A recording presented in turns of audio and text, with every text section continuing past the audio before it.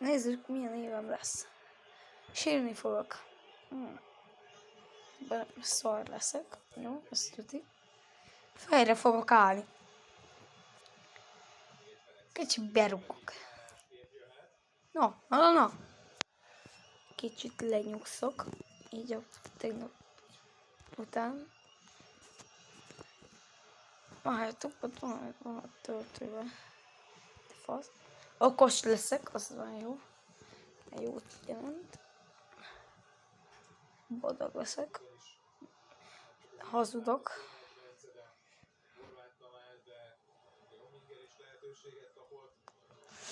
Nyálazok ennyiért.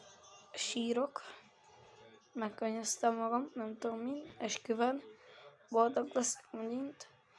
Nyújtom a nyelvemet, nyalókát teszek. Megint hazug leszek.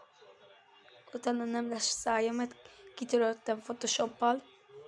Utána berúgtam megint. Utána okos lettem.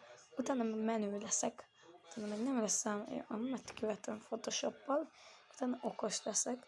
Utána meg csókot adok valakinek. Utána meglepődök, hogy más pasival van. Utána kinevetem őt, hogy milyen rund. Utána meg mérges leszek rá. Utána meg rájövök, hogy utána meg elgondolkozok. Utána sírok. Utána meg beszélök. Utána felmegyek a mennybe. Hát ez jó év volt.